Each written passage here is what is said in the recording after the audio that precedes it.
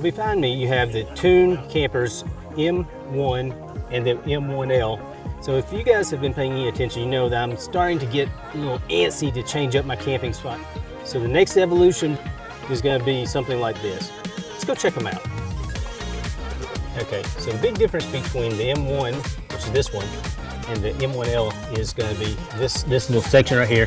And what this does is it gives you a little bit more space inside.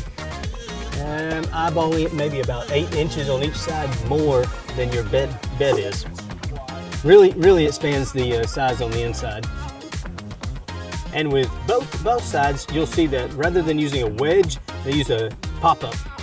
And what that does is it gives you just a little more space than you would with a wedge. Because with a wedge, you'd be like this, get that much more space. See? Beep. Space. It's a premium in this kind of lifetime.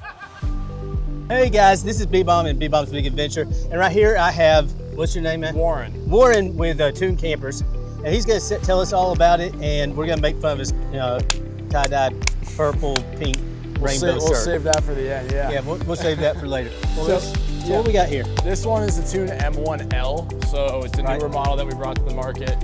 Outside of the M1, where it does our signature flare and you gain about 12 inches in width, the bones of it are nearly identical, right?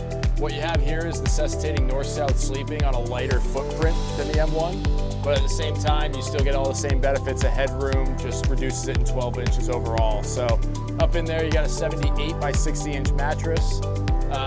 Yeah, really a lot of space. All the T-tracks still built into our design, so you can do anything custom that you want.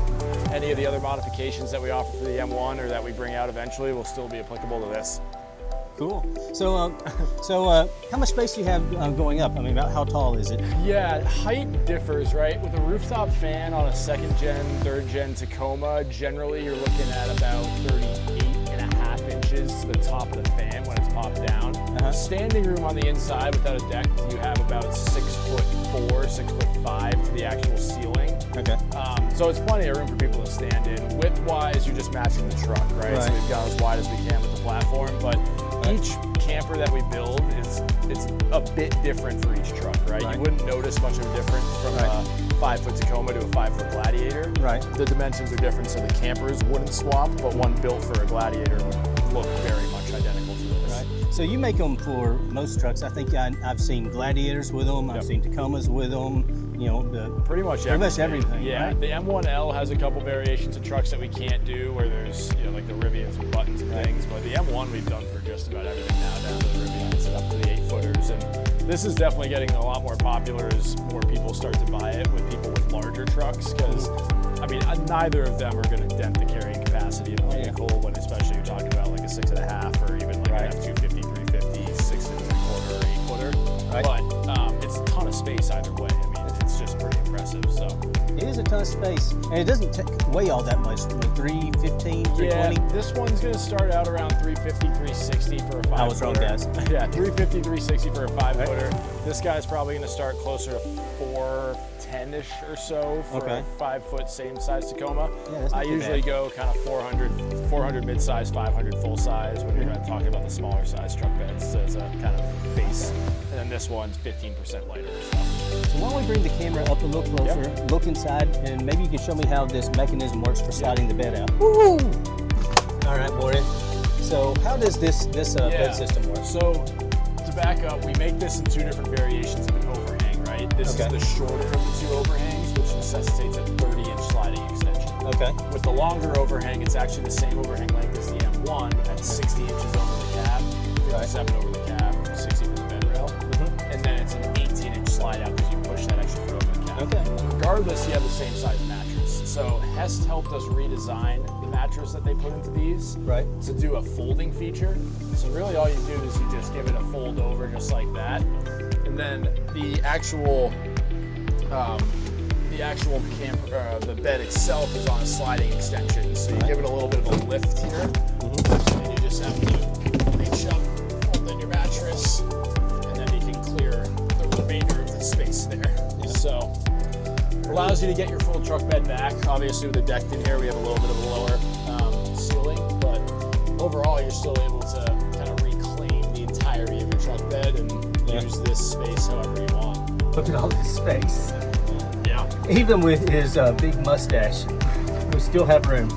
Yeah, and the deck is what's preventing us from being able to stand fully upright. If it wasn't for the 12 inch tall deck limiting us to about 5'4" of headroom in here, I'd be able to stand up fully. For the record, I'm I'm standing completely upright. Just, and it's a little more than 5'4". Yeah, where I'm lying. About 5'4" to this, a little bit higher to the ceiling. So yeah, so this would be about 5'5" and a half right yeah, about this there. is about an inch and a half hang down. So now you guys know just how small I really am. yeah. So what kind of accessories do you guys offer? The volley panels now, the backstracks brackets are on their way. We're going to be launching our own line of interiors here shortly, so that's going to be a big step forward. Maybe desks and desks, benches, drawers, really some of the cooler, more unique things I've seen to this industry. I feel like everybody's doing more innovative stuff that I've seen come to the market, especially with what everybody else is doing in interiors. I'm really excited to see what the market's response is to it, because there's nothing else like it on the market currently. Okay, which gets us to the next obvious question, which is what accessories come already in? Yeah. Is there lighting? Is there...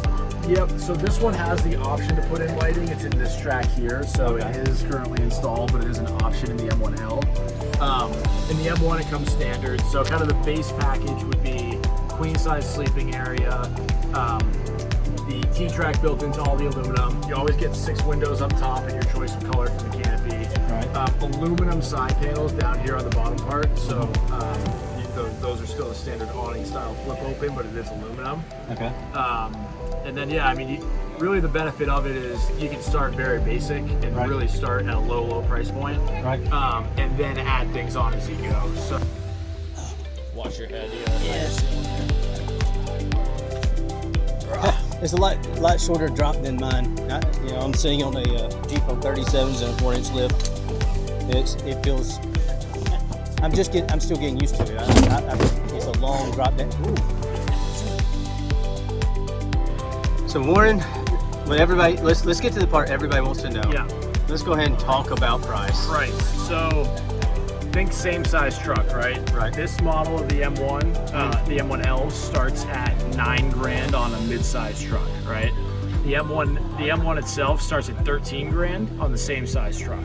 So $4,000 difference in price from a mid-size to the same mid-size from upgrading from the M1L to the M1. For a full size, it's $1,000 more expensive, right? Start at 10, start at 14. So everything else is a customizable add-on. You can start pretty low, get out the door with everything that you need to make a decision on at the time of production, and then still add everything on later if you decide you want it. But it's really a platform that allows itself to grow with you, right? As you identify new needs, you can always add those things in. So you don't have to start with all the bells and whistles. You can get out there, actually start using it, and then identify if you want to spend some more money. So our website has a really great configurator on it. You can put it on any truck, start to build it out, see what the price hits to. Then if you want to move forward, the deposit is just a placeholder. We have another meeting with you to finalize everything before anything would go into production. So I usually recommend hop on the website, play around with the configurator, then hit us up if you have any questions.